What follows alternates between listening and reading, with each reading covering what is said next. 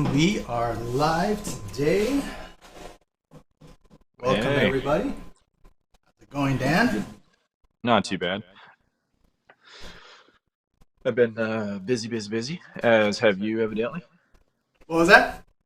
I've been busy. How about you, Ben? Oh, yes, I have been as well. I've spent the last 2 days lettering, Oh, and that's then not the fun task. not the fun stuff, and then realized that my fonts were off by a point. So then I had to re-letter everything again. I'm trying not to laugh at it, but I gotta laugh at that. But you know what I'm doing. You know what I'm talking about. I'm like, wait, the default didn't. I did it for a little bit, then for some reason the default shifted a little bit, and I just didn't notice Yep. default like font size. And yeah, Yeah. when I noticed, I was like, God bless me. Yeah. There's a reason that like lettering is like an unsung thing. Like It is. by the way, the audio is a little strange right now. I'm hearing an echo. Oh, you're hearing echoes. Okay, yeah. One second. I gotta put on my headphones. Okay. This should be better, right? Let me see. Still a little bit. Now it should be completely off. Let's see now. Yeah. Yeah, Cynthia, how's it going?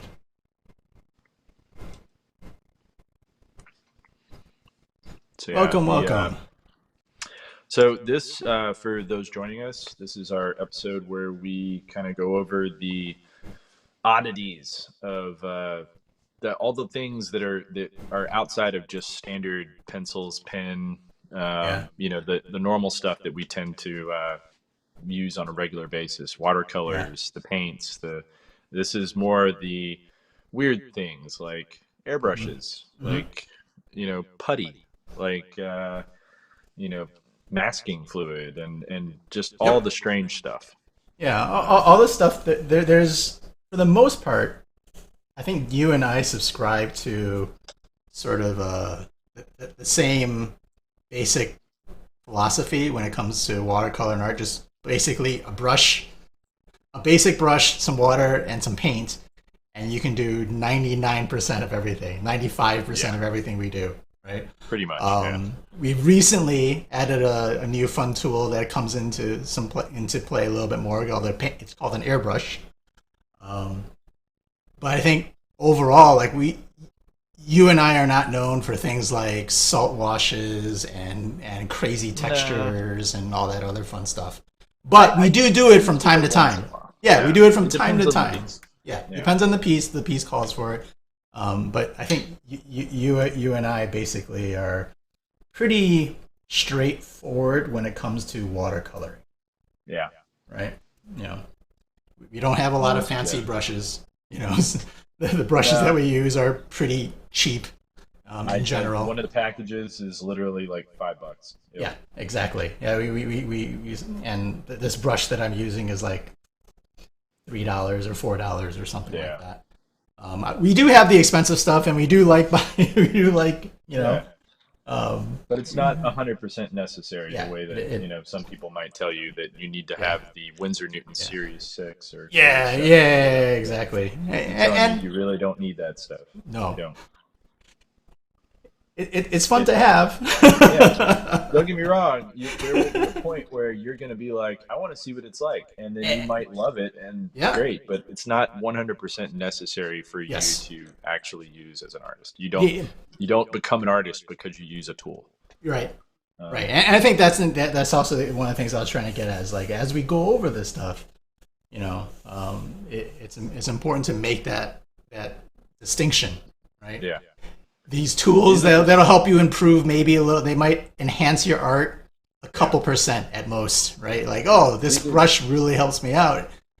It's and good. the reason that we're kind of going over them all here is because we've found that we like these particular tools. Yeah. We've played around with so many of them and experimented with a whole bunch of them, and we get asked all the time, what type of things do we use? And these are some of the weird ones that Yeah. we've kind of stumbled upon or we've hmm seen somebody else using and then decided, yep, we need that. Yeah, Um, and we figure out how to use it once in a while, and when it's important, and yeah. things like that. So, And I sometimes it's not how you would think we would be using it. exactly, exactly. um, so yeah, how was your week? What all did you do? Anything aside from lettering your face off? Lettering, basically, it's been a lot of lettering, putting on the final touches for my book and story. Yeah. Um, some research. Uh, let's see. I trying. So I'm in Chicago. It's kind of Hmm. cold. It's very easy Kind to. of. It's kind of chilly. Negative. I heard negative 2 Maybe. was what one of my commissioners that I sent something to the other day said it was literally -2. Yeah, it Um, kind of got a little cold, and so I'm it's like, that's not going out weather for me. it's very easily to quarantine yourself on top of the quarantine that's already kind of happening, and Yeah. just be kind of stuck inside. So Yeah. I've been trying to like brave the chill and like go out for little walks a little bit here and there, and just like okay, like Exercise. I'm gonna Yeah. walk down a couple blocks to the coffee shop or whatever else, instead of drive. And so that's been one of my successes. Yeah. Um, but we both got some potentially fun news, in terms of where we might be Yeah, going, right? I haven't discussed it with people here yet. It's one of those things that I've been kind of waiting for the right time. Yeah. But yeah, in other words, if you want to share it, go for it. But Yeah. I'm Yeah. not gonna say anything until after I've discussed whether or not it's something that's feasible. It's feasible. Yeah, Uh, exactly. so I've already mentioned, I think, that I will be heading to Abu Dhabi this year for the Middle East Comic Con, Middle East Film and Comic Convention is what it's called. But I No, got yeah, I mean, we were both we invited. we, we, we, we, we, we we both got the invite to to attend Comic Con Africa in Johannesburg, South Africa, in later on this year. So if everything goes well with as far Yep. as COVID and international and everything else like that, Yeah. uh, we may be doing a stream of Hello, Baltimore. I mean, I mean uh, Johannesburg. yeah. But in order to stream remotely, Yeah. we have to get our subscribers and watch lists up. So share that up. So you had Cynthia, Samantha, and Matt Holloway.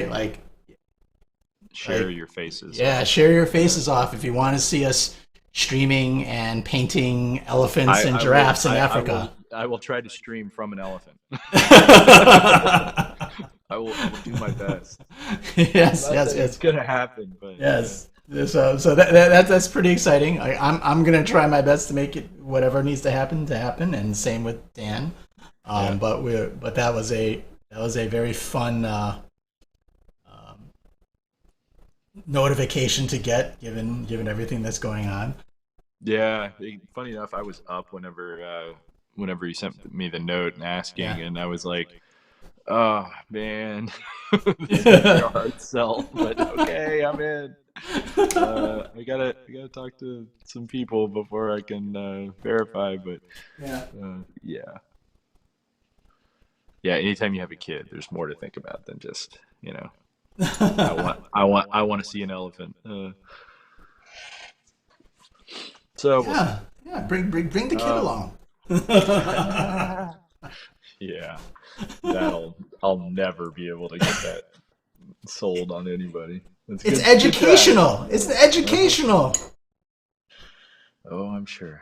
See the habitats in real life. Hey, I'm all about it. I even though every elephant or every lion and tiger and bear of mine would literally be like, oh wow, what is that morsel that's like it's right in there with you guys. Yeah, I'll never be able to sell that to Yeah. Yeah. But anywho, uh, but anyway, so yes. Thank you, so yeah, the thank you, Cynthia. Thank you, Matt. Matt says, that's so cool. So happy both of you were invited, Cynthia. I will definitely share your channel where I can. Thank you. And we have to get better on that as well. We're trying to. yeah, We're planning ahead. Next week we will be here at the exact same time. We will have our very first guest. indeedly. Yes, we have it confirmed.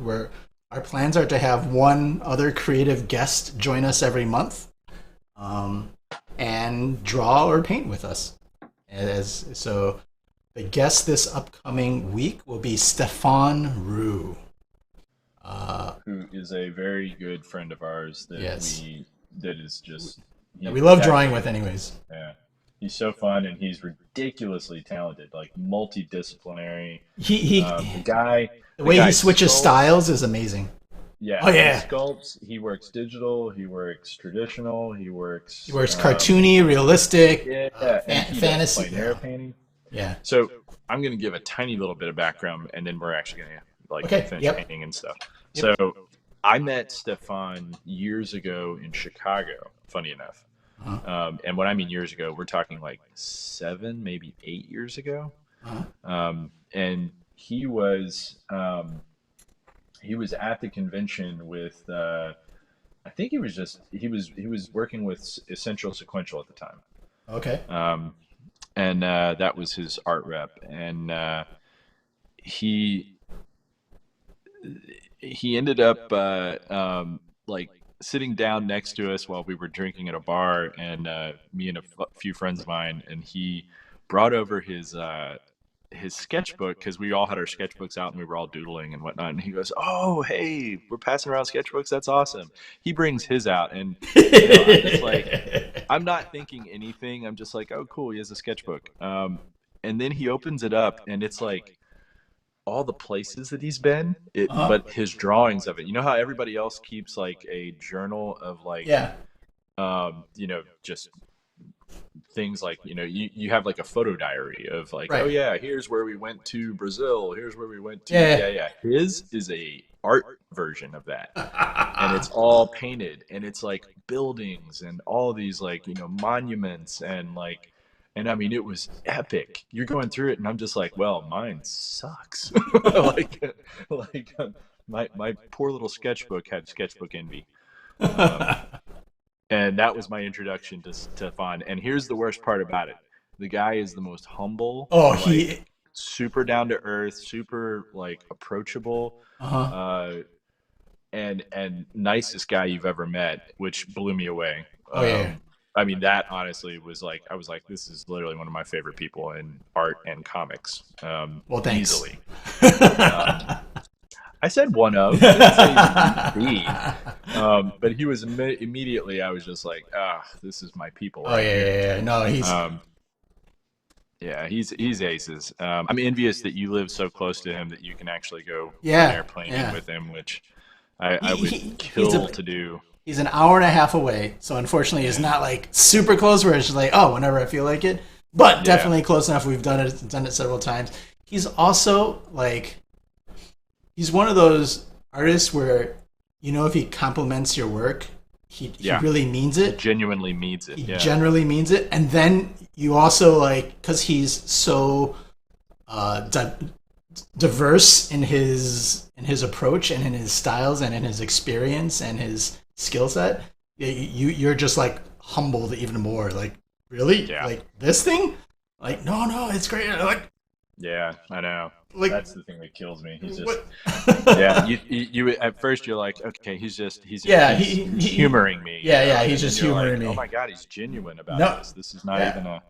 Yeah, no. The guy loves art. He exudes every single aspect of what you kind of want to. He's the kind of person you want to emulate. Yes. Oh, for I guess sure. that's the best way. Anytime I meet somebody and the first thought is, okay, I like their approach to life, the universe, etc. Mhm. He instantly went into that category. Yeah. So Yeah. so anyhow, really looking Anyway, forward to yes, that episode. we're gonna have him on. he's gonna tell us a little bit about his new projects, what he's working on, Ah, and so we've been getting some sneak peeks. yes, so the French Wookiee, yes, that's his. Yes. Follow him on Instagram. Yeah, Uh, and just so you know, he's very tall. Like I'm he tall, and he's taller than I am. he And cosplayed the Thing yeah, from the and Fantastic actually Four. didn't have to dress up much. No. Yes, yes, yes. Hello, Ron. Emma Hey, how's it going, Fedorova. man? That's a super bright yellow, sir. Yeah, it's getting there. Awesome. Well, I'm doing this on toned paper, so I'm trying to figure out like how. How far can you push? Yeah, So what one of the things is right there is you see Dan, like in those early washes, you have the luxury to push it and go yeah, much bolder, because as you add layers, you will slowly um, you will slowly bring all those colors back towards the middle the more you layer things. yeah. This is sort of base, and then Yeah, yeah, everything's going to go darker and lighter and darker yeah, and lighter. yeah, Then you kind of push and pull. You kind of want a yeah. flat sort of base to work from, though. It's really nice when I add this white crest over here on the nose and everything and get that light. Um, that's where you're going to start to see like where tonal paper wins every time. Hmm. Tonal paper is so great for that because white stands out like 10 times more than it normally would. Like I'm going to put But some on just yeah, to show you. but you have to put on the white as opposed to preserving the white. Yeah, Right? exactly. But it's crazy how that pops. Um, like that's just a tiny little bit. I have to hold this upside down for a minute because I put it on way too thick. And this paper I'm using, we talked about it last week. I love it, but I also hate it a little bit because the paint sits on the surface for a really long time. It doesn't absorb the same way. Mm. It's a vellum surface, and it just kind of stays there. So the wetness is still very visible. I don't know if you can see it, but yeah, there. So this whole paper is sopping wet, Oh wow. and I don't want to turn it upside down and then get the weird run lines. Right now, the blend is really smooth and nice, and I kind of want to keep that. So yeah, um, what is our time at? We're at So we are like currently 15, 20 minutes. yeah, we started at say 11:05. It is now oh yeah, 20 minutes. 20 minutes. Yeah. Um, so yeah, I'm gonna also give a shout out really quick to Buxu. Baksu? This is my yeah. So Oh, on a Baksu. yeah Buxu. So on another stream, I got a there was another streamer that showed me something, and she's this Australian one, and she just kind of goes over really weird like oddities of culture, and I'm kind of addicted to her show. And she was showing me Baksu on one of them, and I was like, okay, that's amazing. It's a box that they send you from Japan, and you open it up. It basically is discover Japan through snacks, and it Hmm. gives you a sort of like walking journey of where all the snacks came from, and it's like a box filled with random and each one is different. So every box they send you has everything from Have you had any tea. repeats in there yet? They always send you two of like for instance, there are two of these little guys. If there are small ones, a lot of times they'll include a couple of them. Yeah, but from one Um, box to another. One box to another, no, Oh none of wow. them have been repeats. Yep, Wow. so far no repeats, um, and it's kind of amazing. Uh, there have been a couple of what I would consider duds where I was like, gave one to my son and he was like, this tastes like fish. I was like, you're right, dude. That's like a very briny, seaweedy kind of cracker. Yeah. I love it. You're not going to like that one bit. So there are a couple of duds, but for the most part, I've really liked most of the stuff that's in there. I'm eating these amazing little. I couldn't tell you like what they say they are, but they're these little rice cakes um, that clearly there's bits of seaweed in them, but they're so tasty. They're very have like kind of a soy flavor, Nice. but yeah, very addictive. So anyway, what else? Yeah, this episode not sponsored by Baksu, but check them out. Not sponsored, but check them out. Yeah, yeah. Not sponsored yet. Baksu, if you're listening and you Yeah, want yeah. to, Totally open for sponsorships. 100%. Yeah. I will do an unboxing video of Baksu. Yeah, while we paint in a Japanese watercolor style. There you go. How about that? So I'm going to start off. Yes, please start us off. This thing's going to be drying for a little bit. Yeah. So one of the things that I've just recently gotten into is, and this is when I say recently, I mean over the last 4 or 5 years, I've gotten really into water-soluble graphite. It's probably my new favorite medium that's out there. I use it often, as you know. Yes. It comes in a variety of different things, but when I was going to college and everything, water-soluble graphite didn't exist. It was not a thing. This has only kind of come around in the last, how many years would you say? In the last 10, I started seeing it, I would say, at least. Yeah? I mean, yeah. I didn't start playing with it until like after you did. But I think I've seen it. Like, I'm getting a piece of paper out so I can actually show people what it does. So it's a really interesting medium. It doesn't behave the same way that you would use watercolor. It's similar, but it reactivates with water. It also it comes in a variety of types. So you have this stuff, which is by Artgraph. Yeah. And they seem to be the biggest maker of the stuff. Yeah. I have this one here by Derwin. Germany. And it comes in a sort of like a wafer. I've broken my wafer over the years, so it's no longer a wafer. It's more like pieces of a wafer and then powder. And don't get it on your hands because it'll get on everything. You can use it just like you would use watercolor, where you paint it on. You can also, I'm going to show you a couple different things. You can put water on and then let it kind of bleed in. It's very granular, which is kind of interesting.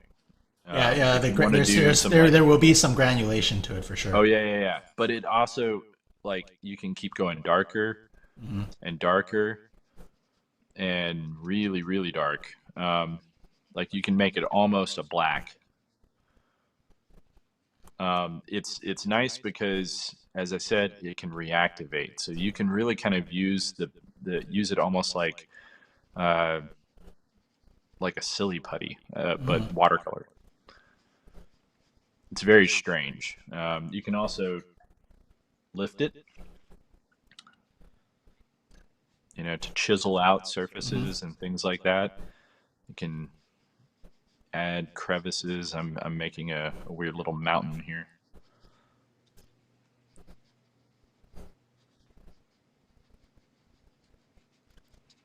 And you have the ability to create some really nice, soft, smooth gradients that you can get with watercolor. That would be tough to get if you were just doing pencil. You have to be a lot more careful, I guess. Exactly. I'm going to show you some of the pieces that I've done using it. You've done some amazing pieces with it. I have not experimented with this often enough. I'm opening up some of my pieces that I have in here.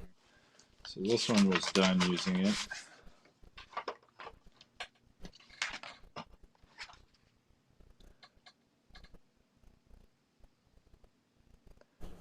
But it's a really fun. Some others in here. Let's see here.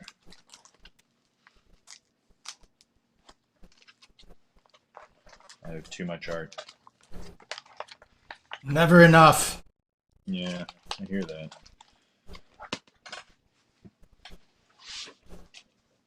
But yeah, it's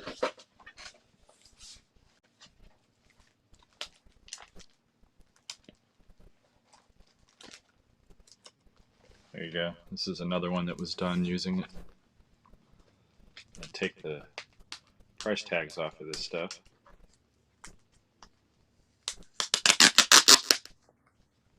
There we go. I'm going to give you the full. So yeah, this was all done in water soluble graphite. What I find it really useful is if you're trying to do something quickly, it will you can really flesh something out fast. This is another one that was all done. That's the hairless bear in, I think it's Chicago or Detroit. Yeah. So the Sam asked, can you erase it? So there's two versions. There's a couple variants of this stuff. Yes, there are. So the one that I use two different types. The type that I use, I gotta move all of my stuff. Too many things. All the things.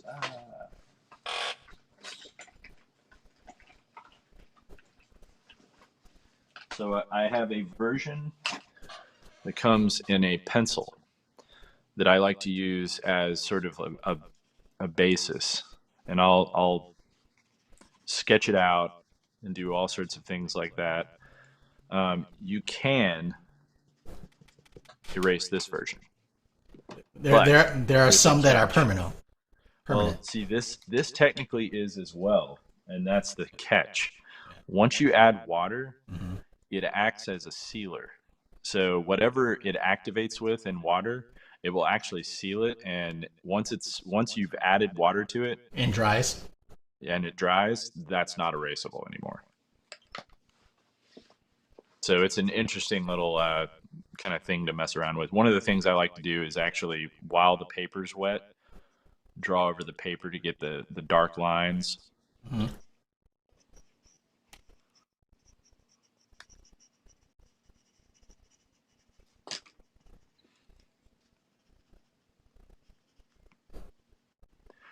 The other thing about this stuff, just as a warning, use sprayable fixative. After you've put it on, it's kind of a permanent thing. So you don't want to mess around with that. Like if you put papers on top of papers, it will be all over the back of that paper. The stuff transfers like you wouldn't believe, but if you spray it, it should be fine. So yeah, that is one of my new favorite mediums, though. Couldn't recommend it enough. Another thing that is out there that's very similar is this stuff called, it's a art putty that is a pencil. It sounds like science fiction. And the first time someone told me about it, I was like, that can't be real. I am looking this one up because the last time I touched it, I got it all over my hands and I could never get it off. The stuff is like $10 on Amazon. It's very cheap. That's what it looks like, and that's totally bendable. It looks just like a putty. You reactivate it with just a little bit of water.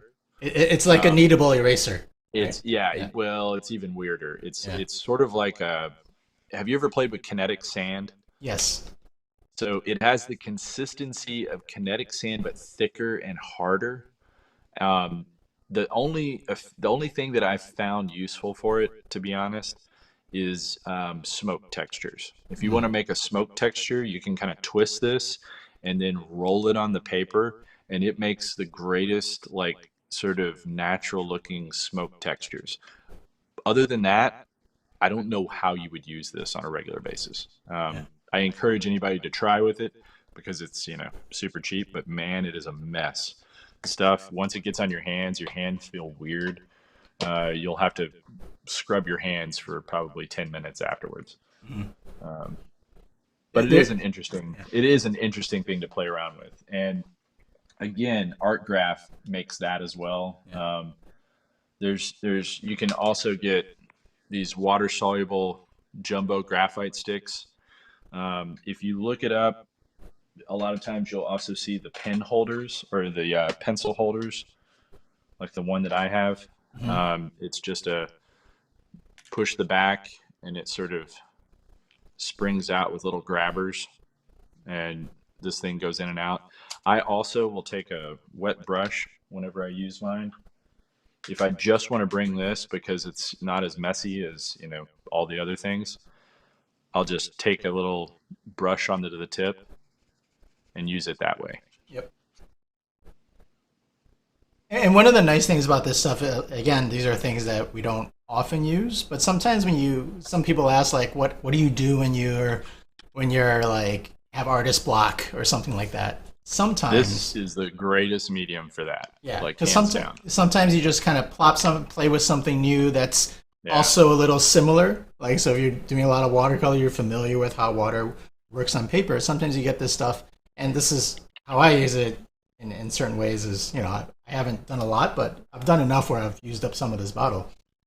yeah, It just kind of helps you, like, okay, this is more free form. It helps my mind, problem solve slightly differently, and it's still fun, but I'm not like starting with, you know, something that I'm completely unfamiliar with. So this helps gets your creativity flowing in a slightly different but exactly. similar way at the same time. So So, um, so this is a lot of times you can also I know on jet pens they have these giant sort of yes, pencil sharpeners, and they're perfect for these. So I'll sharpen this periodically if I want to use a fine tip.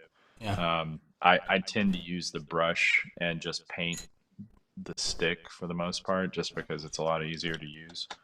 Um, but yeah, that's easily one of my favorite mediums. If you go through my feed, you'll see a lot of them as my daily warm up sketches. Um, in my art book, I have probably, I don't know, I would say 15, maybe 20 at least, of these things, just because they're again, it's super fast to use.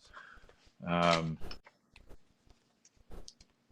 so you're big you're a lead holder, you're a giant lead holder. yeah, um Mine, like the Lyra end. from The Germany. mine's Kawako. Oh, um Kaweco. Yeah, I have Kawako. one of those too. Okay, Yep. so the end of mine, the back tip of it is an Yeah. eraser, so I can just, Yep. or not an eraser, it's a sharpener, so I can Yeah, I sharpen have it. one of. I have the brass version of that. And it doesn't have a sharpener. No, it does not. It's Oh, the okay. it's their super awesome, not as awesome one. Yeah, well, because the nice part about Yeah. that sometimes is that you can sharpen it and take all the graphite shavings from it. And then, like, Yeah. if you're going to This be is doing all something water with soluble graphite. graphite. That's awesome. So yeah, it again, it's one of my favorite mediums that's I've stumbled onto recently. This is water soluble graphite. It's really good for warm up sketches, and anything you want to do quickly. I mean, you can really kind of crank stuff out using it. Um, just realized that it's easier to flip through my art book and find stuff that I've used it. If you blade on really thick, you can get a heavy black. It won't be a true black; it'll be like a dark gray. But for stuff like this thing did not take very long at all. Yeah, but you say that about everything. This didn't take No, long. I mean, so for instance, all of these crazy textures in here were all done just using the water Let level graphite right. and kind of Let rolling Yeah. my brush the way that I showed you. No, definitely. Um, Letting the medium do a lot of your work for you, right? And exactly. that's one of the things with watercolor that whenever I try to transfer some of this, whenever I try to mess around with another medium, like watercolor, you can make a gradient by putting two colors next to each other, and they'll make the gradient for you. The water will allow them to blend with each other, and then you have your gradient. Yeah. But to do that with like oils or acrylics, like you have to sometimes manually figure out the steps in between all those gradients, all those Sure. colors and the gradient. So let whatever medium you use, whatever it is, there's a lot that it can do for you. Don't fight it, Yep. go with it. So yeah, this is all the See, water soluble graphite. Samantha says the same thing on here. Does anything take you very long? Oh, that's not true. I have these two pieces right now that have taken me a very long time, but they're also, 22 by 30, Yeah. and they're huge. But they've definitely, the larger the piece, the longer it takes me. So yeah, I'm trying to find another one. Yeah, this was all water soluble graphite. You can get some really great contrast if you put it on really thick. And I like to layer things a lot with it. It also works very well in conjunction with black ink. So if you want to use black ink lines to kind of enhance the darks, you can. It will all work really well. Trees,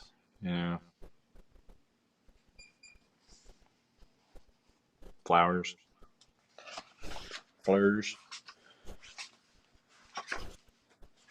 But yeah, it's really good for black and white. So another medium that this is a more recent medium for me. I'm going to find an example of it while Tony talks a little bit more about it because he knows it very well.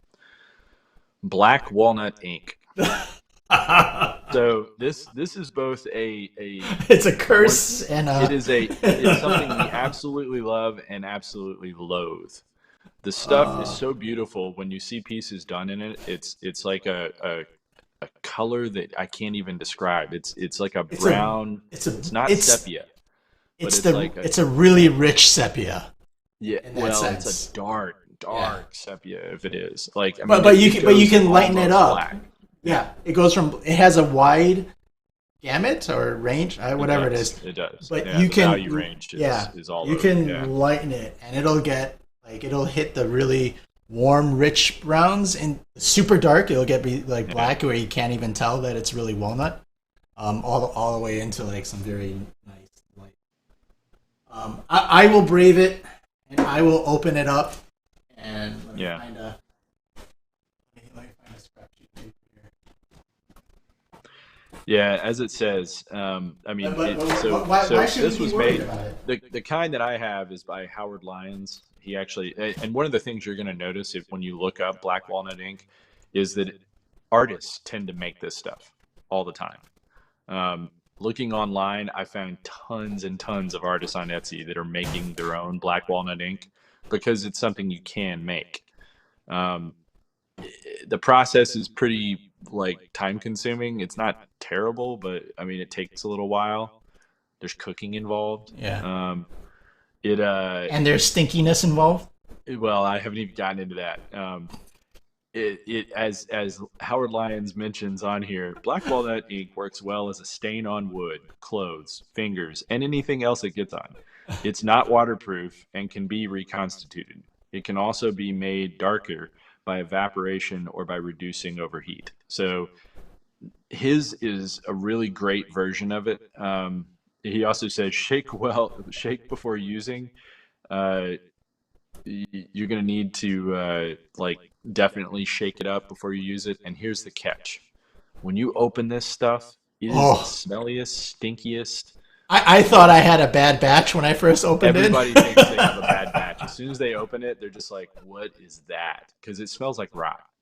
So I'm gonna have to air my little studio out after this. Yeah, but I'm gonna open it up and I'm gonna put it in this little. I'm not opening mine. I am. I'm doing it for the stream. I'm gonna do it for the stream. For the stream. So the one catch about it, the other catch I can smell it already. There's usually a scum or a film that's on top of it. I shook mine up a little bit, and it's natural. It's not something that you really got to worry about. It's not like something that's like it's definitely bad and it's mildew or something. It's not that at all. It's literally something that is a byproduct in the ink. So you do have to worry about it when you open it up, and make sure that you have a very well ventilated area, because this stuff will Yes. reek. But I'm about to show you what stuff you can do with it. Tony's going to actually paint. I'm not going to do that because I enjoy my nose and things I can smell. Um, but I am going to show you a piece that I did using this stuff. And while Tony paints. So watch Tony paint.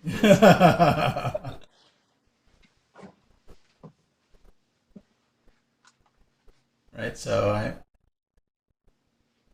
it's a really wonderful brown color, as you can see here, and it's organic, which is why it kind of stinks. So they have to make sure there's like enough antibacterial stuff within it. Otherwise, if they don't handle that part of it over time, it can actually go really, really bad. And so, uh, and it can go really, basically really bad and grow grow mold and fungus and all that other fun stuff, which is what you don't want.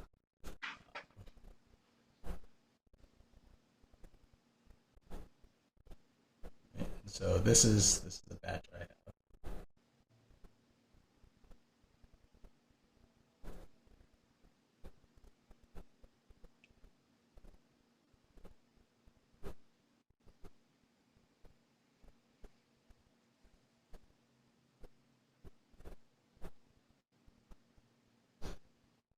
But I'm trying not to breathe through my nose right now.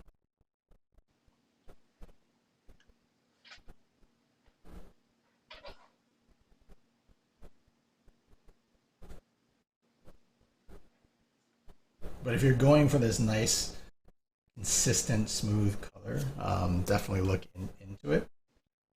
Just make sure you have the window open.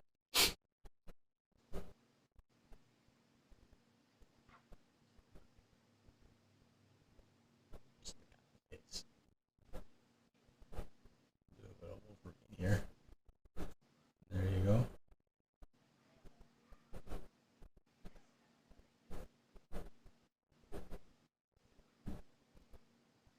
I don't know. A painting with mold as the medium is pretty next level sci-fi. All right, here's this thing. What, you found it? Find this. Yeah. So I'm gonna have to zoom out a little bit because this is a bigger Oh piece. yeah. You can totally And it's one see that's still in the works. It's not finished by any means, but so that actually shows some of the range, though, of the browns. Mm-hmm. And I love the textures that it can get. Um, Look at that. It's almost like a salt wash. Isn't that crazy? Yeah, because there is some granularity to it. There's like Yeah. particles within it. And it's really fun to play around with it. It does have like kind of an oily finish. I don't know if you talked about that. No, I did not. So it feels like there's almost like an oil texture or an oil something. There's something oily in it. And it's probably natural oils that are in the. And you don't want to necessarily. You got to be very careful if you're going to decide to mix this with watercolor. Yeah. Because it does reactivate. Yes, and it can react in a weird way. Yeah. It will actually add a strange sort of yellowish tinge. It's almost like don't think that you're adding brown. You're actually adding something that has kind of a yellow. Yeah, yellow ochre kind of a feel. Yeah. So. Yeah. But again, stuff is amazing. You playing with it? Yeah.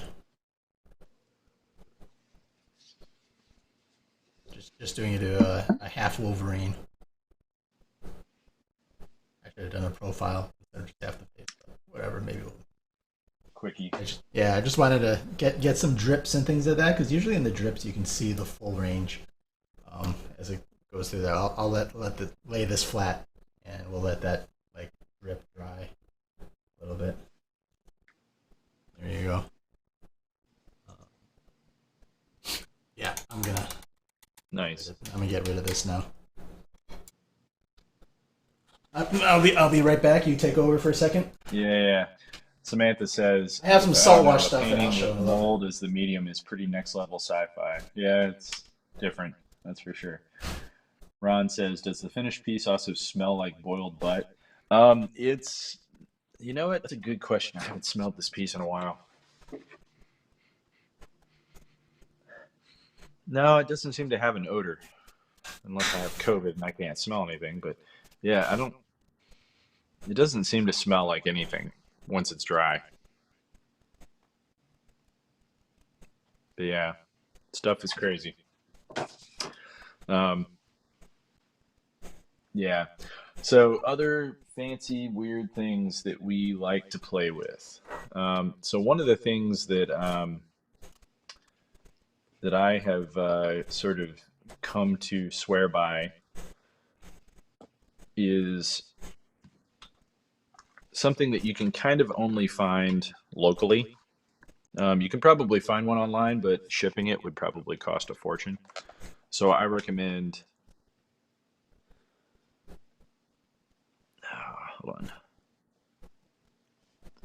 Went onto a stupid site that's, of course, No, not that site. I don't know.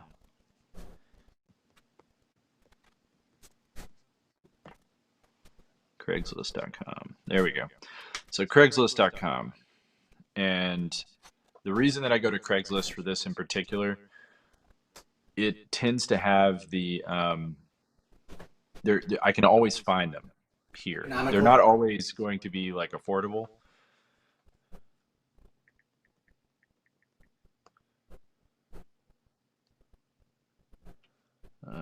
Let's see here.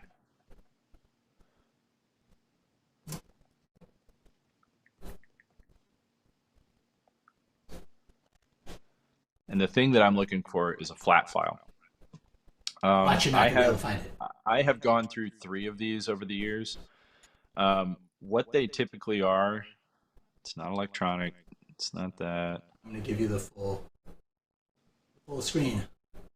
There we go. A flat file is basically a update search. There we go. This is a flat file. It's a storage device for artwork. The one I have is huge, and honestly, I would have to zoom way out to show you the one I have. It looks similar to this, but it's bigger than this. Zoom that in a Every little bit. Zoom that in. Yeah. Every year, I've actually gone up in size as I create more art. I have a problem of where to put it, and flat files are the greatest thing. They were typically used by Mac makers. They're used by people who have blueprints, people who have architects. Firms used to use them all the time. Now they're kind of going the way of the dodo as everything goes digital. So a lot of people are getting rid of their flat files. Poster stores used to have keep them on file or keep them on hand all the time, and they would store all their posters in them. It's really hard to find new flat files. Old flat files are a little easier, and honestly, they're more durable and better. The new ones that are out there are usually really crappily made, and they typically are not as deep. They don't hold as much material. The one I have probably could hold, it holds the largest format art I make, and usually too deep. So it goes on for a while. Having the space to store something like this is definitely an issue. I have an issue here at the house with it, so it's definitely something that I'm trying to figure out a way to store it somewhere other than where I'm currently keeping it, so that it's not necessarily taking up as much room. But these things are, I swear by them. You can almost always find one online locally. Just type in flat files, 2 words, not 1 word, um, and they're a godsend. I store pretty much everything I do inside of them, and then it's real easy to just label the individual little tabs. You can kind of from there pull out the drawer. I have one for prints, one for original art, one for art from others. I collect a lot of art myself, and I put a lot of it inside of here. It's way better than putting it into plastic sleeves and things like that. This stores it in a natural, environment. You don't have to worry about pulling stuff in and out. Um, I love it.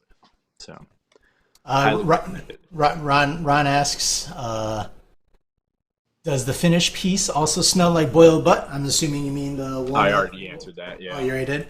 And then do you put the artwork in something before you place the artwork into a flat file? I don't. I keep everything directly in the flat file itself. Yep. The one I have also has page curls or what is it? The corner? Page flatteners, which is a panel that basically pushes down on the paper lip so that when you're opening and pulling it out, it will make it so that it won't accidentally catch the edge and curl. As I said, the things are ingenious and they're kind of like something I swear by. I've gone through three now, and You every can, one I yeah. get bigger. You can also find them at like vintage or antique stores. Sometimes Yeah. you'll see them there. There are some My nice ones that I've found that I've seen. I'm like, man, if I only had, if I had the, when I get the room, Yeah. I'm Cynthia gonna. says, "Holy crap! A 32 by 43 by 16 flat file new on Amazon is 1,500." Yes, exactly. Yes, Which they're is why expensive. They're expensive. you don't go get a You new don't one, buy it. Yeah, and you don't buy chances new ones. are the new one sucks. Yeah. The one that I have is amazing, and it doubles as my packaging table. So the top surface is awesome. It's heavy, it's durable, and I do all my packaging and cutting and mat cutting. Pretty much anything that I do, I keep on the flat file, and I do everything right there. It holds all my comic book pages that I've done. Uh, Anytime I go to a convention, I have four tiers that are just prints, and I pull out how many prints I want for each convention Mm-hmm. and put them in there. When I get back, I repopulate it. So it keeps everything organized. Yeah. I'm at the point now where I've kind of maxed out my flat file. I keep doing this, and I'm like, I can't really get another one because it's just too much space already. So I've got to figure out some other solution.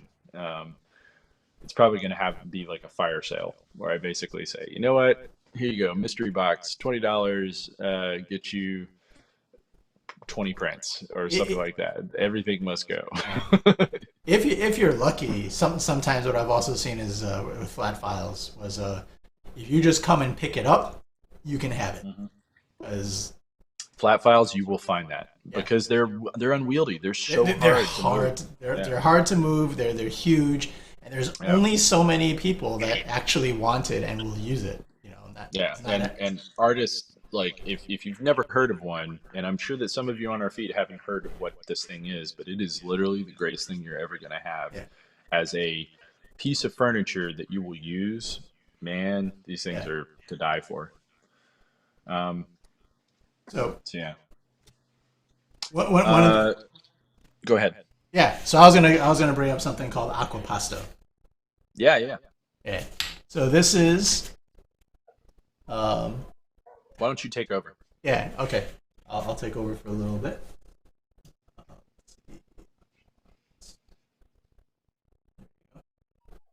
Um, this is aquapasto. This thickens up your watercolor. You can mix it. So I've squeezed a little bit out here in this dish. It's a little bit of a brownish yellowish color, but you can mix your watercolors with it, and when it does it, it creates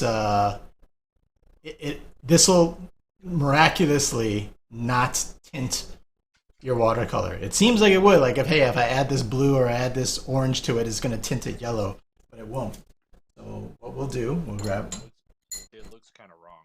Yeah, it looks kind of wrong, but I'm going to grab this blue. Right. So this is. I'll put it on to this page here a little bit. So we just create a little swatch. So this is how general watercolor we can kind of see the amount of movement and the drip. I'm on an angle here, so you can kind of see that happen. Right? So I'm going to take that same blue. This is a cerulean blue, and I'm going to mix it in with this aquapasto. Right?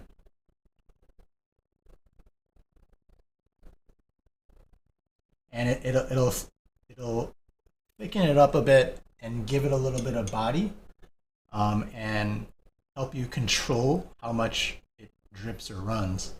But it's the same blue. You tell, like, normally if you mix a yellow with a blue, you'll get green, right? And this one, if I just kind of do it next to it, you can actually retain those brush strokes. Notice here for this blue, it all like kind of fell and dripped, um, and became a smoother wash. But with aquapasto in here, if you want to maintain that sort of painterly sort of feel with the watercolor and get the various strokes, if you will, like you may want to, cut back through and like see your brush strokes. You can actually achieve some of that, and it's still water soluble. So if you want, at the end, you get some clean water on your brush, and you can blend it out a little bit. So you can see like those brush strokes are staying there up here, right? They're maintaining that sort of thickness. It's not changing the color, right? And so this is also a fun way to keep that sort of another way to get some extra textures to maintain that painterly feel. This is great for sometimes backgrounds when you want to have something a little bit more exciting in the background, but you don't want to have like a wash. You can come back in with clouds and do some pickups. I can clean my brush, maybe come in and pick up some of this color and like poke back in and find some of those like bright spots and clouds in there in the sky. So it does a little bit, but it still maintains it as watercolor. So it's kind of fun. I just kind of have it on the side, mix it when I need it. Nothing crazy, but you can see that's the same blue. This one's just has little thicker areas because of the aquapasto, and it doesn't really. Yeah, I haven't really played with that stuff that much. Yeah. So like if I'm cutting back in with, want to get some fun fluffy clouds in here and then fade it off into like, I don't know, a horizon of some sort, I can still do that. Yeah. So this is stuff I like maybe do in like the backgrounds of things and whatnot. I don't have. Do you use that very often? Like Well, this is stuff I have in the studio. There are pieces where I like to blend my little extra stuff into the backgrounds and into special effects areas, and people can't quite tell. So yes, I have. There are pieces that I have prints of or whatever where I like, let's try a little bit of this. You're not going to be able to go wrong with it because if I really wanted to, I can kind of go back over this whole thing. So notice those brush strokes are still staying there. They're still thick. Right? They're not blending out. I can, as long as it's still wet, I can just kind of, I don't like the way that looked. Whatever. And I can watercolor back over this, wait for this to dry, come back over with a wash, and it'll behave just like watercolor. So it's sort of like a stretcher. It Yeah. stretches things. Yeah. It gives a little bit of weight to it all. Acrylicized watercolor. Yeah. Painter. Yep. Yeah.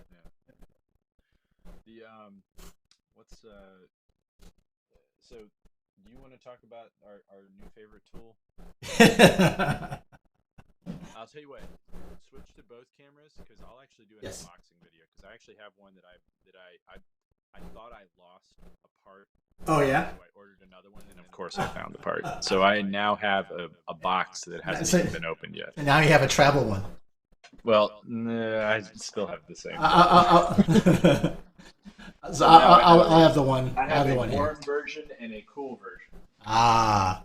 I'll show my professional version here.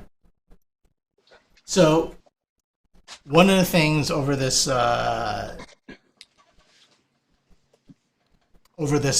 past pandemic that I started messing around with, I decided to get an airbrush. And the first one that I started with is this one that Dan will be doing an unboxing of, but just this cheap little portable one. It's on our list right now. You can probably find it. Um, Yeah. and it's really fun. It's really good. So at first I started doing it, and I bought a whole bunch of various, liquid acrylic kind of things that you use, liquid inks and stuff like that that you're supposed to use with airbrushes. Usually it's an acrylic. However, I got lazy. I was like, I don't want to keep cleaning this because with acrylic, when it dries, it actually thickens up and you can clog it. And so you have to be very diligent about cleaning your cleaning your airbrush.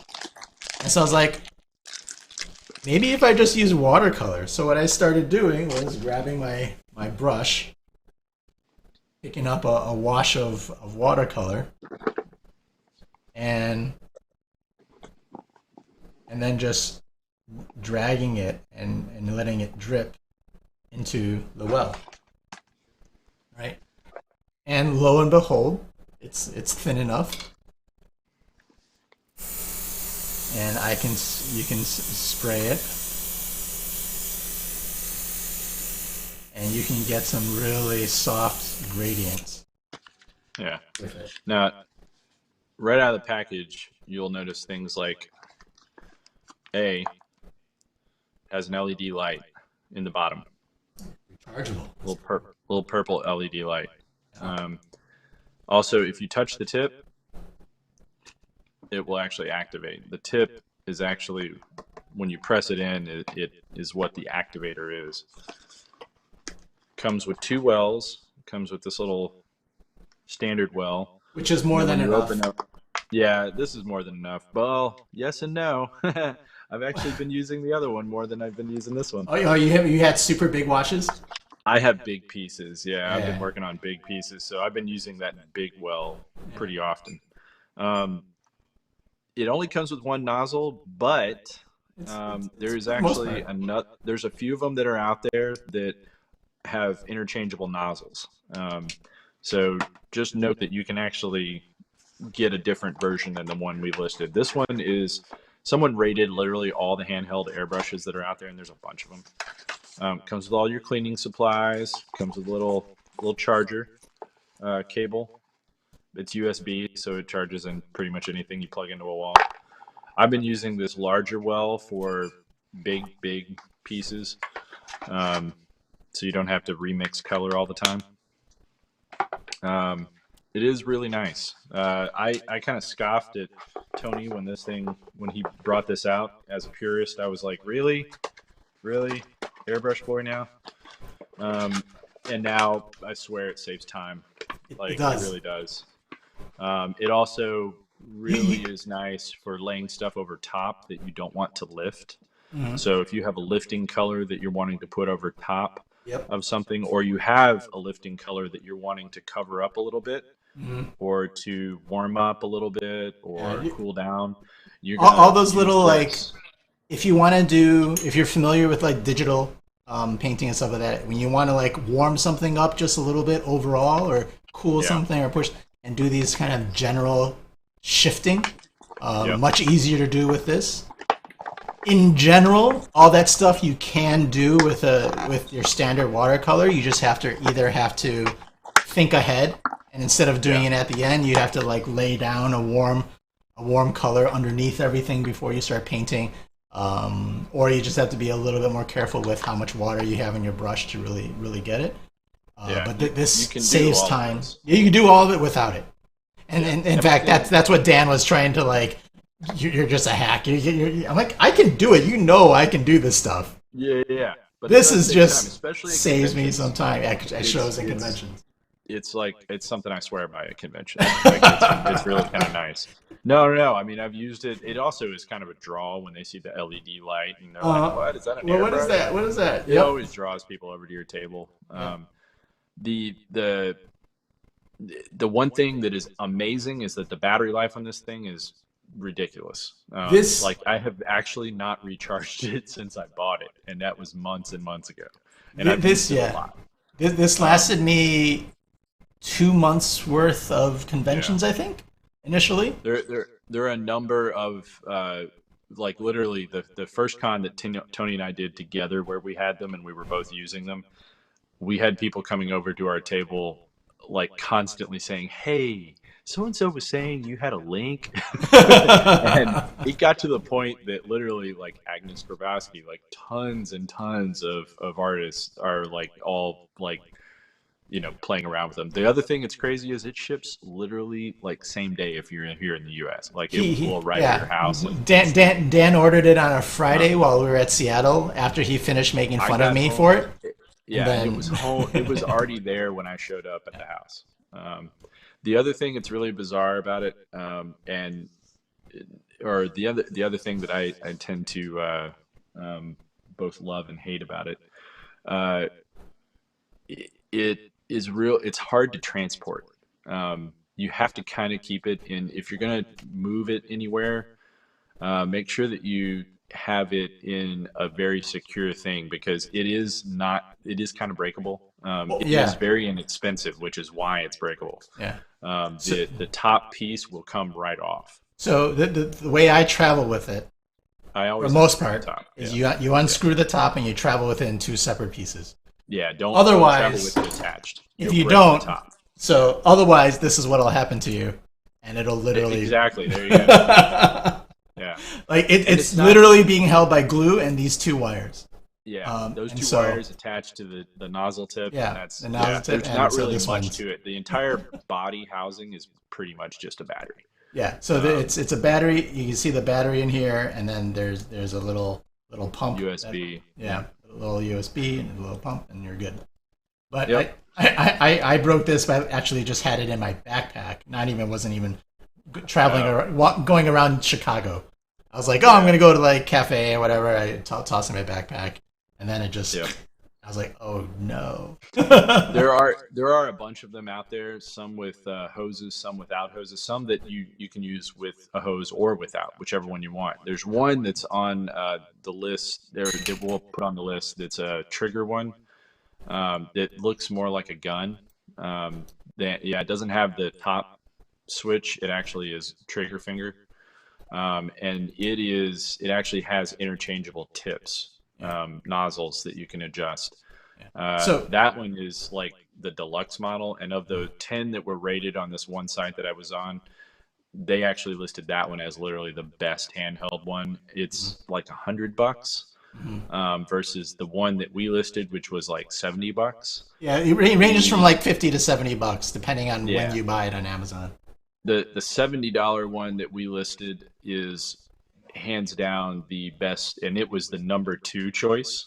Yeah, The other one was number one. This one is number two, and it literally had a note saying this was easily the best value yeah. of anything that's out there. They're primarily used by cake decorators, Cake and nail because acrylics. yep, and well, pretty much, and also models.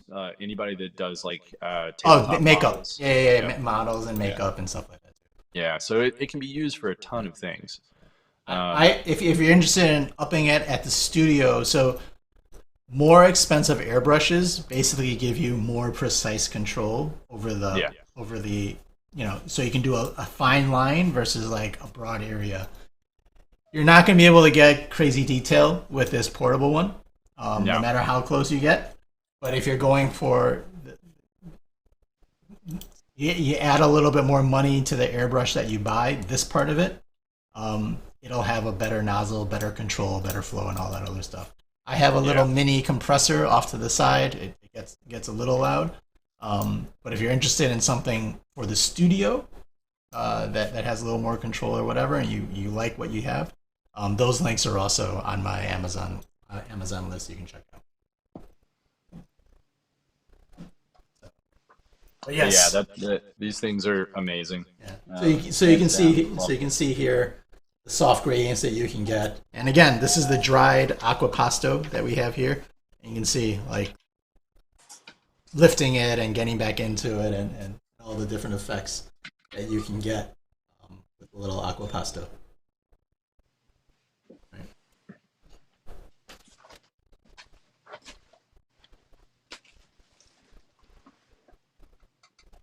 All right. The other thing that we wanted to kind of bring up too is I just did some examples here of some salt washes. Yeah, we both use salt pretty extensively. Um, we both have our own mixtures, and pretty much every artist I've ever talked to has their own mixtures. Yeah. Um, Mine is a mixture of everything from, let me see if I have any. Yeah, of course, I just used all of my salt on a big piece, but I usually just keep it in a jar. Um, put a ton of different type. Yeah, you can see the remnants in there. And then I'll sprinkle out what I want to use. Um, Hold on. Gotta shut my dog up really quick. So I have a variety. You want to use a variety of sizes depending on what you're aiming for. So what I've done for you guys is this is some fresh salt, but this is a kind of a medium small grain salt. You can see this is with two. What's on the left here? I'm scraping off some of that salt.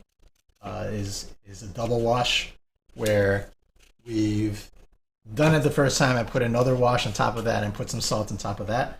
And you can see the stuff down here is untouched by salt. And so you kind of see the difference in how it absorbed everything that's happened there. And same thing here. This is more of a medium. And so you see some of those larger. Um, let's see if we can zoom in a little bit. There we go. You see some of that larger stuff. And this is just sort of a mixture here. All right. So you can see I'm kind of scraping off some of that salt here. I've scraped it off on the right side already. But if you layer this on a couple of times, you can actually get some really intense textures that kind of come in here. And this is the largest salt crystal that I have. You can kind of see it, like literally it's like chipped off a salt block. My largest is this Thai sea salt, Mm. and into some coarse sea salt into a little sprinkler of like kosher salt size, kosher and standard salt. So I have this stuff not too far, but you can kind of see the different effects. Like these are some huge rock salt almost things that you can put on there. Yeah, the rock salt doesn't really take as well as, at least by my experience, it doesn't really Yeah. take as well. Mm-hmm. Um, you want something that's kind of middle grain. Kosher is a really decent place to start from. Yeah, I'm trying to find a couple of. Yeah, here's one that I used a lot of it on. Gotta run, get the sling off today, and my painting art back. Yay! Thank you, Samantha. Wish me luck. See you all next week, hopefully. Yes, yes. So when I use it, I usually typically will use it on ground textures, just to create like a dirt Yeah. sort of Mm-hmm. surface. Yeah, this is also another example of letting your medium work for you. Yeah, it creates fractal patterns instead of sitting there trying to, make something look natural. Why don't you use something natural? So I have it here on this smarter, side not of harder. Gambit. I have this. This is a salt texture and a pattern in here. Oh, Um, huh. that's Zoom in on it.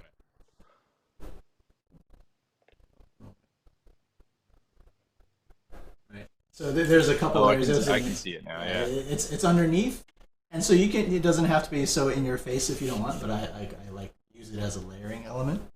Yeah. As we kind of get in there. Another one, and this one didn't turn out very. I did it this morning. And I literally just took it off. But you can take Saran wrap, and sometimes you can get some very interesting. No. Right, I just crinkled up a Saran wrap and dumped it on top of this as it was wet. Yeah. Uh, Well, but I use paper towels sometimes. Like if Mhm. you take a paper towel, and if it's like, you can either use it dry or wet for different effects. If you want to make like I have one something here, like a cloud, so you can you see. can like a cloud texture and it's wet, you can actually you can lift in a a sky, like use like a Yes. cerulean blue or something that really lifts. Mhm. Take that wet paper towel and kind of twist it around, and it'll actually create that sort of cloud effect. Or you can transfer a texture. So Yeah. here I did it. Like a paper towel Yeah, texture. yeah, Yeah, the paper towel. Some textures are, if you have a sometimes it very simple works. one, Yeah, something like a Starbucks napkin kind of a thing where it has a little bit of texture that's consistent, you can yeah, achieve. You can see like right there, like if it didn't have this big diamond in the middle, yeah. it might be a very interesting sort of dot effect on things. Oh yeah, So a mermaid reference. And trying to um, find another texture that I have the. this is another one that I did with this layered salt. There we go. Right, this almost looks like an explosion.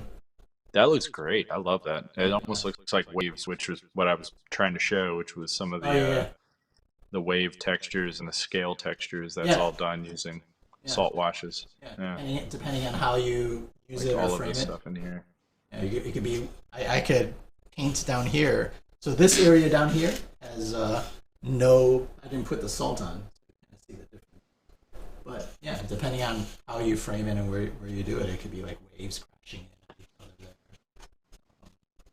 Yeah, explosion it's in something to different mess ways. around with. That's for sure.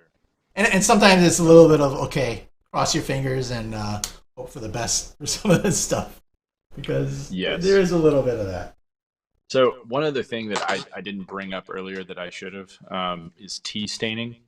Mm, So I've done a lot of tea staining on old pieces that I did for Lovecraft, and that what I ended up using for that is actually some of that black walnut ink, which is really good for staining.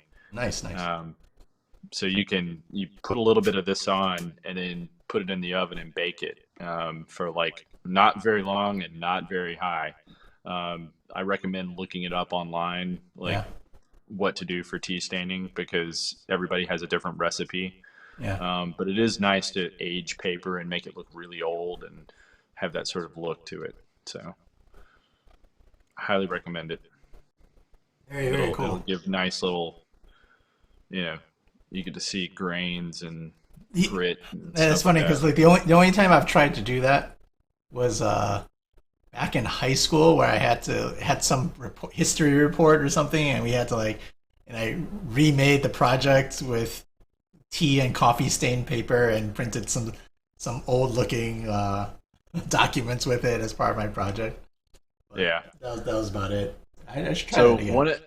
one of the things that I've kind of learned doing it is you have to have a pretty heavyweight paper if you're going to do tea Yes. staining. Um, it's tricky. Um, but it's definitely, I mean, you can really have some cool effects. I recommend doing it after the piece is pretty close to done and make sure that you do a test first to make sure everything will work the way you want it to, like on a smaller piece of the same stuff, um, just so you get everything right after you finished your piece. That's when you bake it. You don't do it before. Um, you can pre-stain, pre-treat your paper, but usually it's tougher to write on. It's tougher to do everything on, and it doesn't behave the same way that it would if you had done it the other way around. So, other things that we were going to talk about is golds. Um, we both use gold paints of different Hmm. varieties. Um, All of my I gold have stuff this. I've actually stolen from you, so I'm gonna Yeah, give you alrighty. the screen here. So I absolutely love gold.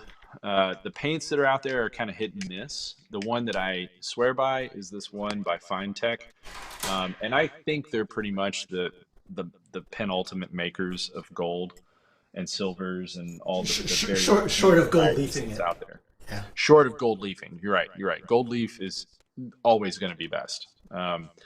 Gold leaf is relatively inexpensive for just the foil stuff that's out there. If you buy actual, 24 or 16 karat gold leaf, that stuff can be really expensive. Yeah. And the sheets of that are not cheap. You can get it. It's also very delicate and very easy to like mess up. So it's kind of a pain in the butt. The foil holds a little bit better, not much, but a little bit better. So it's not as temperamental. Uh, they look almost identical. The only people that would really know the difference would be an artist, or somebody that has just knows a lot about leafing. They would be able to look at it instantly and say which one is which. But to the layman or anybody else, they wouldn't know the difference between gold foil or gold. Um, the uh, the process of applying gold leaf is a pain in the butt. You have to put on what's called sizing, which is Mhm. actual glue. And then on top of that, you put your sheet after it dries, after the sizing dries, and you're painting where you want the leaf to exist. So it's sort of like painting a negative. A lot of people will take like a red or something like that and put it into the sizing and mix it, and then paint that on, so then you can know exactly where the sizing is, and you'll know where you're not wanting to paint. It's a more effective way in my mind. And then you put the gold leaf on top of everywhere where it's red, and then you take a paintbrush after that, after it sits for a little bit, and you brush it off, and it all the excess goes away, and the only thing that's left is where the gold leaf is. Once that's done, you then go through and put on what's called a sealer, and it's you know it might take 2 or 3 coats of the sealer before it's actually going to stay there. It will look like it's dulling it, but it actually isn't. Um, We, we, so we should do a stream for that. yeah, we could do an entire stream on leafing, because that is a process and a pain in the butt. Yeah. You end up using big brushes like this to brush off your stuff. Yeah, super soft brushes. Yeah, super soft. You don't want to damage the leaf whenever you're getting rid of it. Yeah. But we're not talking about that. We're talking about the Yeah. paints. Yeah. So Which the is why we paints, have paints, because it's easier. yeah, paints are better. Um, do you have? I'm trying to find my. Yeah, here it is. The mica. Yeah, I got it. The mica stuff. Yeah, I have it. If you. I have multiple versions of this stuff by um, who makes this again? Kuretake. Yeah. So this is the silver version, and it has a big ball inside of it. Because it settles. And what There's it, enough stuff in there yeah, that it it's actually settles. made out of mica chips and fine powder, and it's in a fluid that you have to mix up in order for. You have to mix it really well, otherwise it comes out very Watery. and Yeah. not very silver or gold. This is the silver that I'm going to open right here, and it is the silveriest silver there is. It's very bright. It's really nice. I don't tend to use the silver very much. I use the gold more than anything. I find that the gold stands out a little bit more. The yellowish kind of tinge to the gold, um, it just pops on black and white pieces in particular. If you are really into gold stuff, I highly encourage you to follow Yoann Lassell. Mm-hmm. He's a French illustrator who is just phenomenal. Um, the guy is absolutely amazing. His art book is it makes It me goes. weep. It's beautiful. Um, it makes me feel like I'm a floundering fool. The guy is really talented, and he's also really nice. Uh, his work is unbelievable though, and he is kind of a master at gold leafing. Um, Highly recommend, if you really want to get into it, follow that guy. This fine tech set is like 25-30 bucks maybe. Um, we're gonna have a link to it. It is the best as far as water soluble versions that you can just you use it just like watercolor. It's a cake. You brush it. You will have to work it a whole lot, but once you work it, you have versions that I can show you. Don't get it sopping wet, but No, it'll turn into a paste. yeah. That's But when you I'm know not it's saying just like right. add some water, but don't Yeah. continue to add water. Just keep working that water So into it. that's all done using that. Let's see here. There you go. And this is behind, but you see how the gold in her thing pops in her Mm-hmm. brooch or whatever. That's all done using that.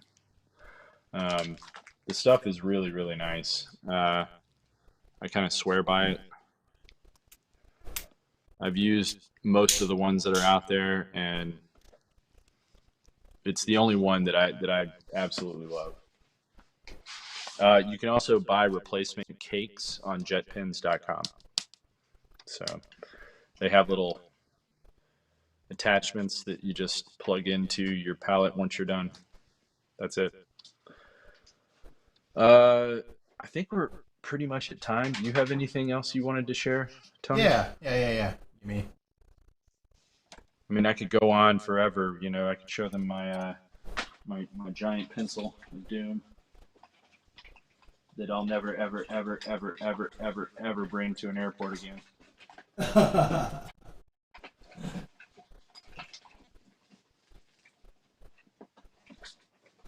You In fact, I mean? probably put it away so I wouldn't. Yes, I had one more thing. Maybe two. Trying to set something up here. I just found that Coeco that was Tony about. Oh yeah.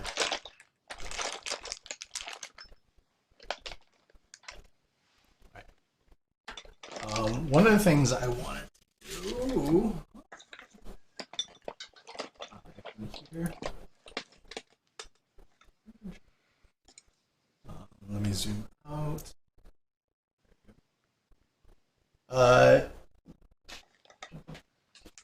So there's lots of mediums that you'll find out there as well, and there's probably like a whole whole other stream that we can do on all the various things that Yeah, there's too many you to. water. But what I want to talk Oh. about, I have this thing called lifting preparation. This is by Winsor Newton, and I also wanted to kind of give examples of some of this other stuff. But there's lots of mediums out there. There's this iridescent medium and this granulation medium, which we might get to in a little bit. But lifting preparation, the challenging part about watercolor is that why they say watercolor is so difficult, one of the more challenging mediums, is that you can't erase with it. You can't go over your mistakes. You can't. The best you can do is basically use a paper towel, and if you happen to make an errant brushstroke, really quickly dab it and pick it up. Right? Your paper towel that you have with you is sort of your eraser, if you will. But there's lifting preparation, and you can work with it in two ways. One, so I've treated the paper. One, you can put lifting preparation down early if you want to, not to necessarily prep the. You can prep the paper, not necessarily to say that you're going to make mistakes, but if you want to achieve certain lifting techniques and textures. Or you can put it afterwards if you're like, I want to do it as an afterthought. So this little yellow square down here, I put the lifting medium down. It dries transparent. You can kind of see some of it over, I kind of paint it off to the side. You can't quite see it. And then you just paint over it. I did a very light wash here. Over here, this is a little bit of yellow ochre. I put the lifting preparation on the bottom half of this, and we're just going to try to re-wet it and see what happens. I'm going to grab this flat brush here, and all I'm going to do is just get some clean water and a paper towel. Right? And what this allows you to do, so I'm just going to try to lift across this boundary. Right? And it's going to facilitate the ability to kind of pick up some of this pigment underneath, so you can kind of go back into it and get some trees or whatever else. The best way to do it, though, however, is generally to treat the paper beforehand. Then you can really just kind of use some clean water, go back and forth. I'm gonna try to see if I can get. And if you play with this enough, you'll find areas that you'll want to use it for. Rocks, mist, armor. Sometimes you can kind of cut back into. But you can see here I'm cutting into this edge. Let me zoom in. Right? And so this is me treating it beforehand, and I can kind of lift and kind of really get back in and get What some. color? What color is that? This is a yellow. Uh, I mean, is it a it's the, typically lifting color? Because it looks like yellow ochre. That's why I was yeah, asking. yeah, yeah, yellow ochre. But it facilitates it. Could you use a stainer with it? Yes, it helps. I won't say it completely. Yeah. Well, stainers are almost Yeah, impossible. right. Yeah. It'll There's a reason enhance. they're called stainers. Right. It'll enhance your ability to lift. Yeah. Right. Okay. And get back further. You will enhance your ability to lift. Yeah, I'll lift more. Get some lifting. You will lift. You will have more power. Painters get so big because we lift all the time. 2 tickets to the gun show, please. My name is Hans, and this is Franz. Wow, more complicated than I thought. People make it look easier than it seems. So yeah, there's that. So you can see here is some more like natural lifting with yellow ochre, and here I've been able to kind of really cut into it and almost get back to that white. And just as a follow up, I just kind of stained the aquapasto after it dried, and you can see like the brush strokes are still there, even though I went over it with some light purple and some light yellow. Like it behaves like you would think it would. And then this one, hopefully you can see, but this is me messing around with just kind of showing how granulation medium works. This is the same color. Again, it's just your cerulean blue. This is a natural texture or pattern that'll happen to it with it watered down. And then this is after I use granulation medium with my cerulean blue. And you can see, let me zoom in even more, the amount of sort of texture is enhanced or amplified by from one side to the other, right? Yeah, yeah. Huh. So That's cool. It's almost like a dragon skin texture. Yeah. It automatically takes. You start getting it like lumping together a little bit more, So you get these like dark and light areas and stuff like that. So granulation medium, you have some fun with that, and obviously we're not going to go on rest, but there's a lot of stuff you can just get and play with, and what you do, you just kind of use it. It'll either tell you to mix it with your water, or you can use it in replacement of water, like 1-to-1 ratio kind of a thing. Like put a little water, put a little of this, and you just use it where you will. Huh. You kind of get effects like with alcohol is another one where you can play around with. That's cool. All right, I'm gonna bring up one other tiny tool. Sure. And then I think we're pretty much at time. Yeah. So this is something somebody bought me as a gift, and I've not actually used it once, but it was really fun. I saw this and I always wanted to play with it. Yeah, no. It looks like a lot of fun. Forever, and honestly, it's like I've never even had a chance to play with it, but it's a swatch of like watercolor, 25 different watercolors. Evidently, I looked online at some of the reviews, and the reviews were like, dude, the colors are actually really rich, and it must use Sakura for the colors. Okay. Which Sakura makes really good stuff, and usually their pigments are pretty intense.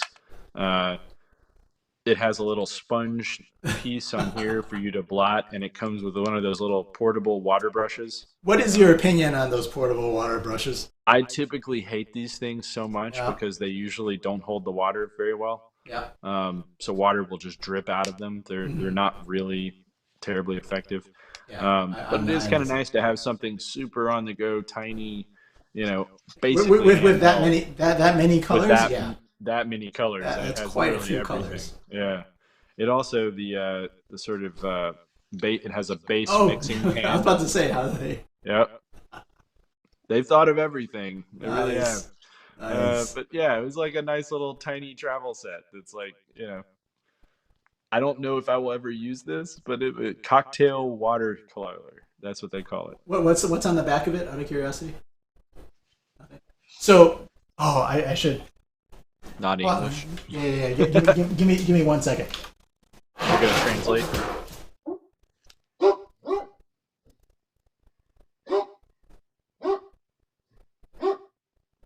Hey cat, stop barking at the male person. All right. This is my tip. Just the Or tip. yeah, this is my tip. Or we're talking about things that you can use. Or oh, where's my? Well, anyway, this is. Switch. We're just on me, by the way. Oh, okay. This is. There you go. There you go. This is for your phone, right? These are the little, Yeah, pop those little socket magnets. things. Yeah. Oh yeah, you're You attached to can, the back. yeah. If you have a traveling, I can't find it. It's probably in my closet. If you have a traveling palette, one of the best things I had, because I bought packages of these, is to attach it to the back of your palette, and then it makes any palette you can hold at your palette then with one hand, just like you Yeah. would a phone, and you just put it in there, and your palette is stuck to this. Yeah, yeah, yeah, kind of like that. And then you have a little finger hole for any palette that you want. So you don't have to have a travel Nice. palette. You just grab any palette that you have, any small palette. Very Or nice. or that thing that you were showing, that little thing, and if you stick this to the Yeah. back of it, much easier to hold, and it's Which great. is where the old French, palettes sort of came from, was the thumb Yeah, hole. yeah. You would stick your thumb in there to hold the palette. So I never did bring this up yesterday, but I should have brought this up when we were talking about palettes. So this is literally the finest palette I have. I have another one I am jealous. I am jealous. that's coming. It's an all brass palette made by House of Hoffman, who is an artist in and of himself. And he's gotten to the point where he started making palettes for other artists to the point that he just started his own business making palettes. And now they are kind of like the thing people kind of covet. They're like heirlooms, Yeah, because you can pass this on to someone later and it will stand the test of time. It's made out of 100% brass. He numbers his pallets, so literally you can mail him a number and he will replace a part if you need it. Um, because he knows all the designs for each one. He makes these custom, and he has different versions. He also has versions that are nickel. Uh, Mine is I think it's 27 or 1, 2, 3, 4, 5, 6, 7, 8, 9, 10, 11, 12, 13. Mine is a 15, 16 whale palette. It's got nice mixing trays that have an enamel finish on them. oh, the enamel Uh, it's really nice. The enamel finish it is nice. really is nice. He also makes it so it has a thumb hole for you to hold the palette. He also makes a central mixing tray that you can take out, which is also numbered for your palette. So it fits exactly your palette and your palette alone. Um, all of these are brass, so they can easily be polished. I polish mine once a year. Uh, Probably overdue for it. Um, I love this palette. It was a gift from my stepmother when I decided to quit my job and start my career, and it's definitely like a travel palette that I kind of swear by. Yeah, you Um, do some plein air painting with that, and oh yeah. Well, this also comes in a protective sock type thing, a little satchel that has a little brass House of Hoffman logo on it, and it cinches up. You can put your own logo on these. He customizes them, so instead of having House of Hoffman on it with his signature, he actually puts, Oh, not now. You've just solidified it for me. yeah, he will actually put your logo if you mail it to him. He'll laser etch it. So now, pretty now, I, nice though. now I want my logo, which is my last name in Chinese. Yeah, there you go. So yeah, I mean they're super nice. This is definitely my probably one of the things that years later I will pass on. He welds each of the pieces himself, Mhm. does spot welds on each of them. Um, and it will take him like 2 or 3 months. He usually has kind of a back order for these. Um, like almost all the artists that I know that get these are professional watercolor artist, and it's kind of funny because it's a rite of passage. Like, oh, you have a Hey, when did you get your first Hoffman palette? It's like, Mhm. oh. Mhm. But yeah, it's pretty nice. If you look up finest watercolor palettes, it will probably pop up as number one. So I like. I see the creative color, and that reminds me of so many other things that we could talk about. We'll have to do we a could part talk. three Yeah, at some yeah, point. I know. But I know we could go on and on. Watercolor pencils. Let's briefly touch on it. okay. So we didn't talk about this last episode, but watercolor pencils. So there are a number that Tony and I have used and swear by, and I think I got you hooked on watercolor pencils after a while. So I I've always don't had I them, but don't I never used them with as much frequency until I saw you using them. so I don't use them the way that people typically will use them, mainly because they don't have the intensity of color that the actual watercolor that we use does. Hmm. Tube watercolor will always be richer than Yes. this stuff. It's just the nature of how they make it into a pencil. It doesn't work the same way. It's activated by water. You can put water down first and then draw it on the water, or you can brush the tip of it and paint it on. Use it like a Mhm. paint stick. Um, Typically people will draw with these and then blend everything with water, which makes a very light sort of finish. What I like to do is do all my outlining with watercolor pencils. I will sketch the entire piece with watercolor pencils and then I'll paint the piece. But this way, the water will dissolve my lines and I don't have to erase everything afterwards. Um, the other thing that I will do is typically go in afterwards with watercolor pencil to put in some of the details. I'll put in a little bit of water and then I'll take a watercolor pencil and draw in some of the scales or fine tune some of the water drips and things like that.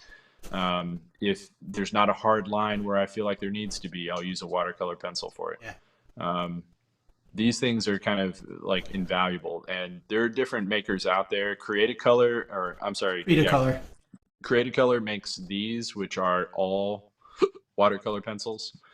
Um, these are kind of the one that I was using for years and years. This was my go-to, and mainly because I could use the entire tip of the pencil, and I could adjust the way that you remember how in the last episode Tony had a pencil sharpener that was adjusting the Hmm. length of the tip. Yeah. You could literally use the entire body to really kind of put on color and whatnot. And I love that. The one catch about this pencil is that it It's breaks fragile. very easily. If you drop it, it will probably break. Great for in Um, the studio. A yeah, these are good challenge to studio travel ones. with. These are terrible for travel. Even if you put it in a travel thing, it will break. It breaks at a strong wind. So I tend to not. I even break these all the time just holding them because I have kind of a hard grip on my pencil sometimes, and I accidentally snap it.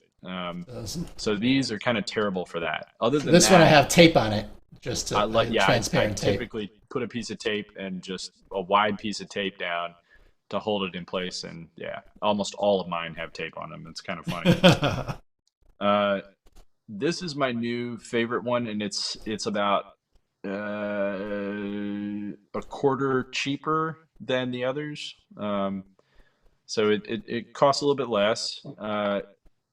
these are pencil based, so you do have wood, and the cores are the watercolor cores. Uh, the ratings on this one is great. It has hundreds of, I mean, I think there's 96 colors. Um, these are really rich. Like the colors are really, really rich. The negative to these is I tend to sharpen them pretty frequently, so I go through these pretty quick. Yeah. Like they don't last as long as the others do. The others, you Oh, kind of don't want to sharpen it all the time. yeah. So If you the inclination with pencils is always to get it to a fine tip, yeah, you don't and necessarily want to do that. Yeah, if you not get it to a fine tip, they just break. I find yeah. they just break These are more themselves. fragile than lead. Yeah. Yeah. So So be these careful about that. I absolutely love. The ratings on these though, they were like pretty much hands down. These are the most light fast and the richest of like the richest of color of all the ones that are out there. Mhm. These are made by Art Power On. I know it sounds silly, but that's their name. But yeah, I got a set of these. They're great. Um, can you think of anything else, bud? I mean, like I said, there's always tons of things that we can still talk Yeah, about. There's I acrylic mean, color stuff. There's we could talk about our mixing clovers and yeah, ceramic clovers. I think we yeah, talked a little bit last time. Yeah, yeah. I have These a little few of dishes. these. They're little.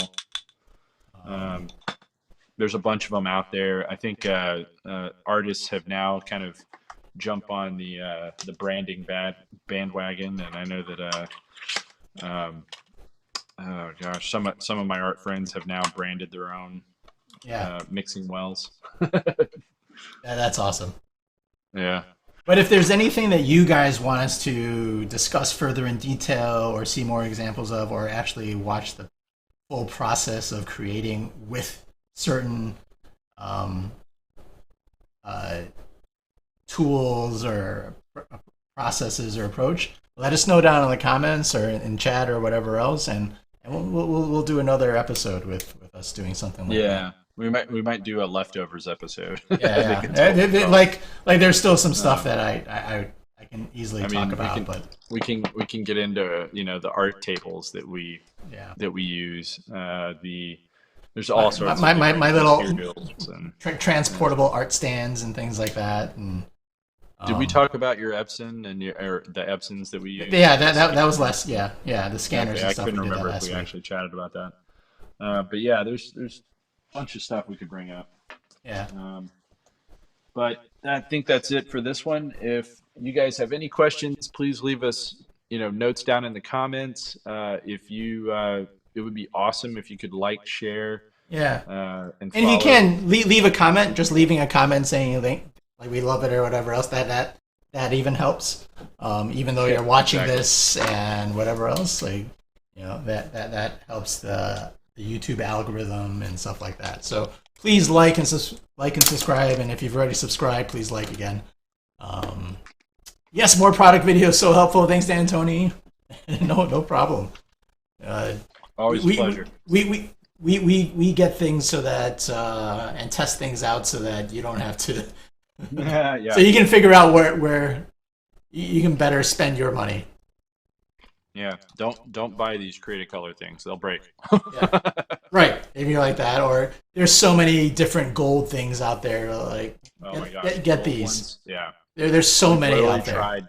We've tried all of them that Yeah, exist, and yeah, the two that we mentioned were definitely the two that are the best that are out there. Fine Tech is easily the kind of go-to, yeah. like it's what everyone uses. It's the brightest, the most brilliant, and it's the easiest to use. It Mhm. is something that you're going to use up quickly, though.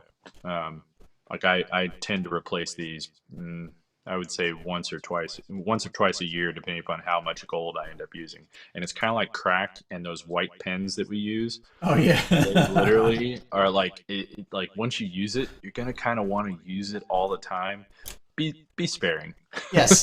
Like Yes. don't use it quite as much as you want to. So Yeah. And all right. that's a challenge too. Sometimes you get a new tool, you get a new toy, you're like, I want to Oh, use I it know. everywhere. Like that airbrush you were using. Oh my God, I know. It's like, what'd be really cool? Yeah. Oh, yeah. All right, everybody. Remember next week on Thursday, we'll be doing this Thursday at lunch. So join us for lunch during on next Thursday with our special guest Stefan Ru, and we'll also be doing a Chinese New Year special next week, Friday evening. Exact time we'll let you know, but it'll be an evening show, and it'll be the year of the tigers. So we'll most likely be doing something, with tigers we're gonna be drawing or tigers. Asian, tigers or Asian dragons or whatever else. You never know what you might want to do. But it'll be a Chinese New Year sort of special, and join us for that on Friday night. On that I'm gonna note, eat more of these very interesting. I don't know what. enjoy your baksu, and if anyone who's reads Japanese knows what that is or is from Japan watching this, tell us what that is. And Yeah, tell Dan what he's eating. yeah, He has no idea. I think it's a rice cake of some sort. I don't know. It's got kind of a greenish tinge. I don't know, but they taste pretty tasty. It's a matcha shrimp cake. Mm-hmm. Right. All right. All right. Well, I'll Thanks, catch you everybody. later, Dan. Catch you later, everybody, and we'll see you next week. See ya. Ciao.